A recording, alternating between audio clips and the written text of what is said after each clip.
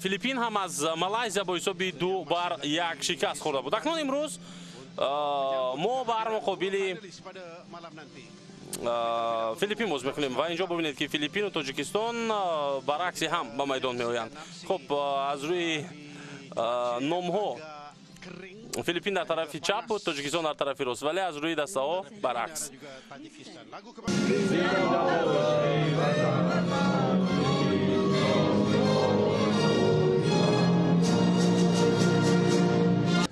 کریستنسن سرمربی این منتخب نورمن فگیدیرو.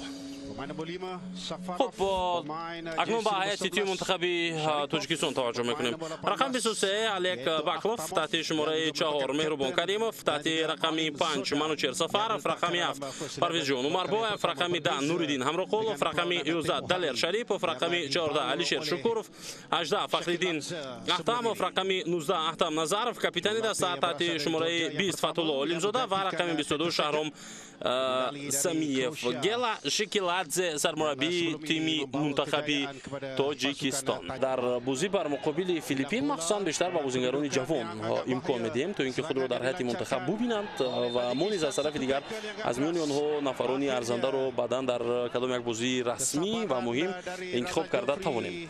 حمله نوبتی را میبینیم در اجرای بازیگران ما که از کنار ادامه مییابد و اینجا قاعده بازی ویران شد. ولی مقابل پرویز جان عمربویف دوبار کورت زرد هم میدهد در این وضعیت و از کنار توپ به بازی درآورده میشود از طرف علیم-زاده. پرتابی او به جریمه گاه رقیب برطرف گردید اون وضعیت. یک ضربه سخت دیگر از مسافه دور. Safarov merupakan pemain berusia 23 tahun dari Nefchi Fergana, yaitu klub di Uzbekistan.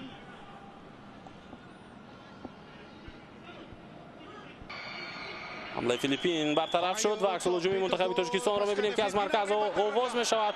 فتولا علیم-زاده توانست که از یک نفر خلاص شود و هجومی دسته را ادامه داده ایستاده است. نه آنقدر پس موافق با پرویز جان، نه پرویز جان نبود، بازیگر دیگر بود و حالا توپ در جریمه‌گاه منتخب فیلیپین. ضربه در جوی نوریدین همرقولوف، اما ضربه زده او از پهلوی دروازه می‌گذارد. دلیر شریپوف که از کنار هجوم را ادامه داد پس از پاس فتولا علیم-زاده و بعدا پاس داد به مرکز. من سر اول فکر کردم که این پرویز جان عمربویف است، اما نه، این پرویز جان نبود. در این وضعیت پرویز پاس داد به کنار که از پاس او نوریدین بعداً استفاده کرده نتوانست. این اما وضعیتی است که فتولا علیم-زاده به خوبی از بازیگر منتخب فیلیپین گرفت که بچه‌های جوان بیشتر در میدان باشند و خود را نشان بدهند، خود را پیشنهاد کنند برای مربی تا اینکه از بین آنها بعداً آدمان درکاری، یعنی بازیگران درکاری به منتخب در لحظه‌های خوب ضروری دعوت شوند. شهرام سمیف هجوم منتخب تاجیکستان را ادامه خواهد داد. پاس او به مرکز شکوروف، توپ را به منوچهر سفارov روان میکند. سفارov ضربه نوبتی در اجرای او از مسافه خیلی دور بود.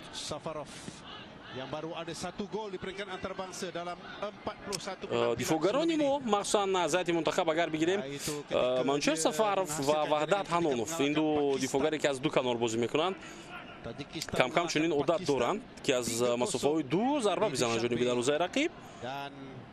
Safarov menjaringkan free kick kepada Filipina dan juga Mendoza. Rempuhan sasaran akhir yang dilakukan di situ oleh Fakhruddin. از این وضعیت باز هم بازیگران ما استفاده کردن نتوانستند، حتی در این حالت قاعده بازی هم ویران شد. خود را قبل از شروع لیگ چمپیون ها بالا گذرانده ایستادند. حمله نوبتی فیلیپین، 4 بازیگر در میدان، اما این پاس را ببینید حتی عقلی مسی نمیگرفت که این گونه پاس میدهد از کنار یک بازیگر.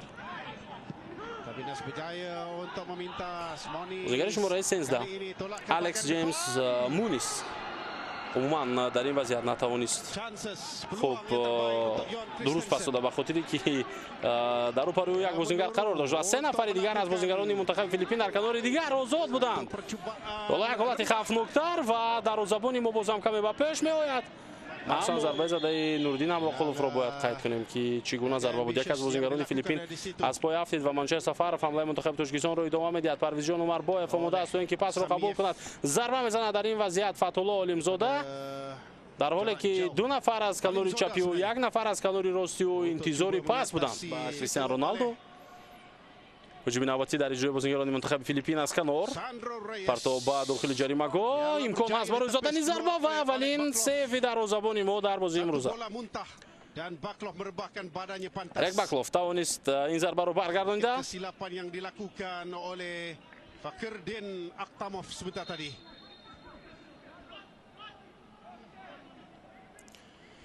بازم دیفاگران ما موقع دادن برای رقیب. علیشیر شکروف از یک طرف باید که حرکت میکرد در برابر بازیگر منتخب فیلیپین. از طرف دیگر احتمال ظرف خوب توپ رو درست قبول کردن نتوانست.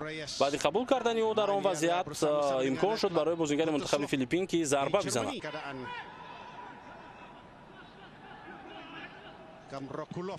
ضربه از کنج میدان، ضربه با سر، امکانیت برای نوریدین و همراقلوف از این فرصت استفاده کردن نتوانست. پرتاب از کنج میدان دروازه‌بان پیش می آید و این حالت رو میتواند برطرف کرده. اکنون عکس العمل منتخب تاجیکستان رو میبینیم که میتواند ادامه بیابد. نه، برطرف شد این حالت در حال و هجوم فیلیپین ادامه دارد. توپ در جریمه‌گاه ما که قبلا بازی داشتند. حالا هجوم نوبتی منتخب تاجیکستان رو می‌بینیم. بعد ادامه خواهیم داد. پرویزیان عمرباєв پاس او الکی امکانیت است برای شهرام. ضربه و ضربه او رو دروازه‌بان برمیگرداند تا توپ رو میگیرد. در این وضعیت از پشت شهرام سمیف بازیگر دیگر رو زد بود و این دلیر شریپوف بود. کوشش کرد که بیرون از خط آفساید بیستر. بله، فتح‌الله علیمزاده که در بازی امروزه تا جای خوب بازی کرده ایستاده بود. حالا از میدان اکنون گرفته می شود اجباراً. dengan klub di Norway itu cuba untuk melakukan turning dalam box.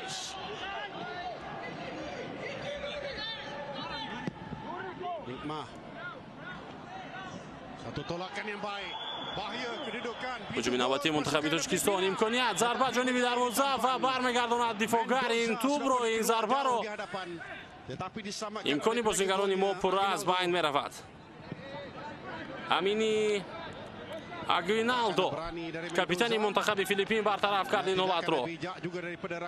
ببینید دلیر شریپوف فرصت داشت، امکان داشت و ضربه هم زد و گرفت و عکس العمل دستش رو در حال آغاز کرد از خط دروازه و ادامه می‌یابد هجوم منتخب فیلیپین. دفاعگران ما موقعیت خود را باید بگیرند. در همین حالت اجازه برای زدن ضربه داده نشود. ضربه خیلی خوفناک و دروازه‌بان الک باکلوف این ضربه را هم برمیگرداند. این دفعه خیلی مشکل بود برگرداندن ضربه کریستنسن. دفاعگران چگونه اجازه دادند برای چنین ضربه را زدن؟ پرویزیان عمرباєв با غیج انجام داد توپ را گرفته نتوانست. از پیش احتمال ظرف ضربه میزند حمله‌گر منتخب فیلیپین و کاپیتان ما در این وضعیت تنها نگاه کرد که چگونه ضربه زده میشود از جانب بازیگر فیلیپینی. به هر حال دروازه‌بان نقش خود را بسیار خوب بازید و این حالت رو برطرف کرد. پرتاب از کنج میدان و جریمه‌گاه و حالت خوفناک باز هم الک دروازه‌بان ما توانست این حالت رو برطرف کرده و اشاره میکند که با کمک شاید همدسته‌های خود با کمک دکتران نیاز دارد.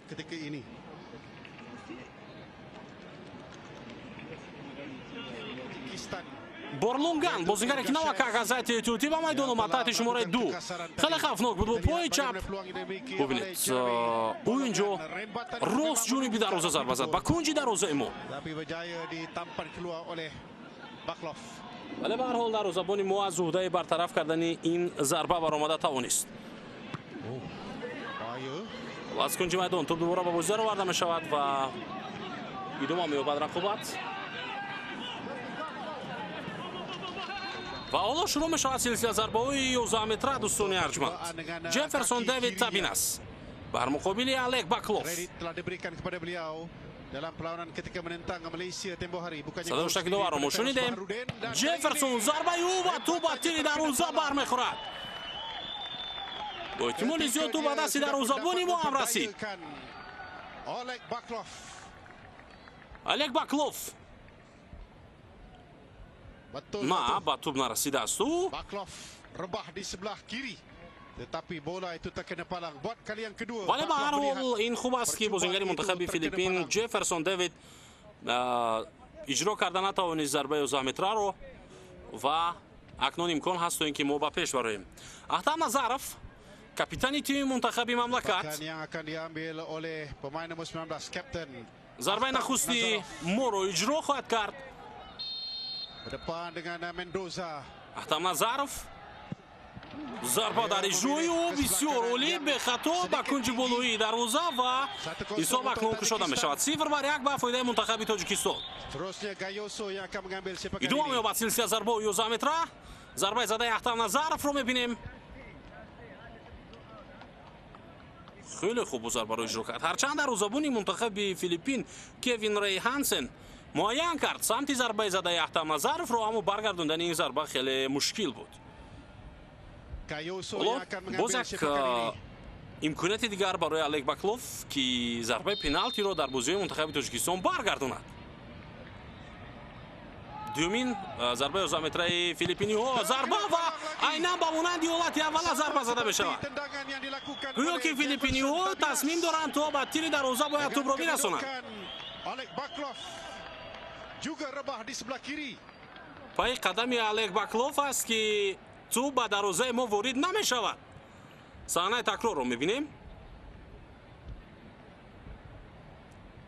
بگذار بازیگران منتخب فیلیپین همین کار رو کردن بگیرند، با تیر دروازه زدن بگیرند. و بازیگران ما مهم این است که بازیگران ما گل بزنند و ما با پیروزی برسیم. این شانسی الک باکلوف بود. این Nomor 7 yang akan خوب mengambil بختی او sepakan بود ini که دو دفعه تو به دروازه او وارد نشد. اکنون پرویز جان عمر بایف adalah Omar Bayev. ضربه در اجرای او و هنرنمایی دروازه‌بان منتخب فیلیپین کوین ری هانسن Sepakan penalti. ضربه زده پرویز جان عمر بایف رو برمیگرداند. های های Cantik save yang dilakukan oleh Mendoza dengan menggunakan بسیار tangan kanannya. بسیار دقیق اینجا دروازه‌بان حرکت کرد. عموما بعضی وقت دروازه‌بانان در سلسله ضربه‌های 11 متره توکلانه یک طرف میپرند، توکل کرونا، ولی دروازه‌بان منتخب فیلیپین این کارو نکرد. دقیق میدونست که گویا پرویز جان با کجا ضربه میزند. اکنون ضربه سوم از طرف فیلیپینی ها توجه میکنیم. ضربه و نهایت توپ به دروازه ما Menyamakan kedudukan. وارد شد. اولین گل منتخب فیلیپین و این گل رو پاول بیسمارک تبینس میزند. دیفوگار اون بازیگری که دلیر شریپوف رو در بازی امروز خیلی زیاد اذیت کرد. بارها مقابل او خود بازی رو ویران کرد. Reaksi daripada penyokong-penyokong Filipinas.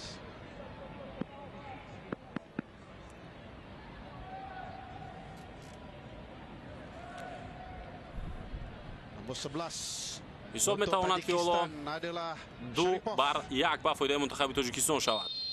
دلیر شریپوف دلیر ضربه او و گل. این دفعه برای دروازه‌بان فیلیپین کوین ری یگان امکانیت نبود که این ضربه رو برگرداند. او دلیرونه ضربه زد و ضربه زده او به گل تبدیل یافت. oleh Mendoza.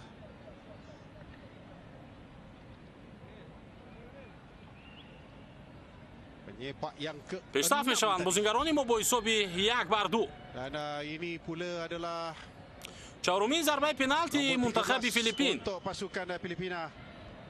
الکس جیمز مونیس ضربه میزند. حالا mempunyai peluang مقابل او الک باکلوف ضربه و قریب بود که دروازه‌بان منتخب تاجیکستان برمیگرداند این ضربه رو، اما دست او به توپ نرسید.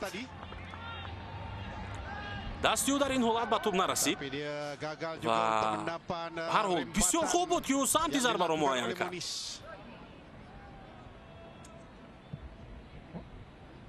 حالا حساب 2-2 ولی فیلیپینی‌ها یک ضربه بیشتر اجرا کردند نسبت به بازیگران ما. اکنون منوچهر سفاروف بازیگر دیگری منتخب تاجیکستان که از هیئت اساسی منتخب است آماده می‌شود برای زدن ضربه 11 متره. ما از او یک گل دیگر رو انتظاریم در این ضربه. ضربه در اجرای منوچهر سفاروف و چقدر اولی البته در سطح بلند اجرا کرد ضربه رو منوچهر و حساب به نفع ما می شود اکنون 2-3. اینجا باز هم کوین رای دروازه‌بان منتخب فیلیپین سمت ضربه رو معین کرده بود اما نتوانست این ضربه رو برگردونده.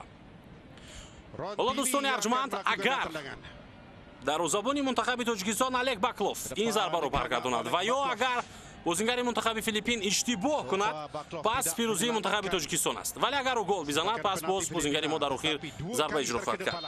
کریستیان رونتینی بازیگری که چند پیش از هیئت احتیاطی منتخب فیلیپین به میدان آمده بود حالا در نزد توپ است.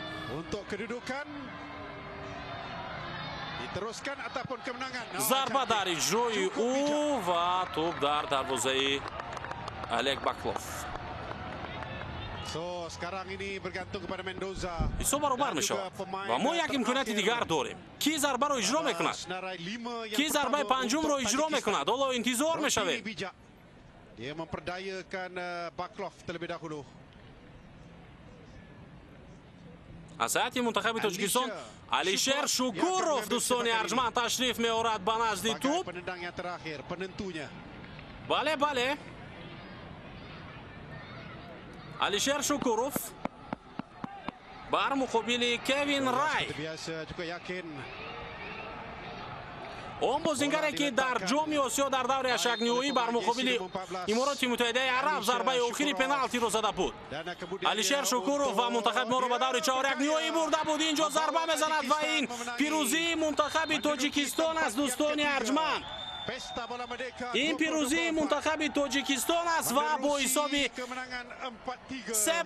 در سلسله ضربه‌های پنالتی بازیگران ما بر مقابل فیلیپین پیروز میشوند و با این حساب تیم منتخب تاجیکستان برنده جای سوم در مسابقه مردک در مالزیا میگردد.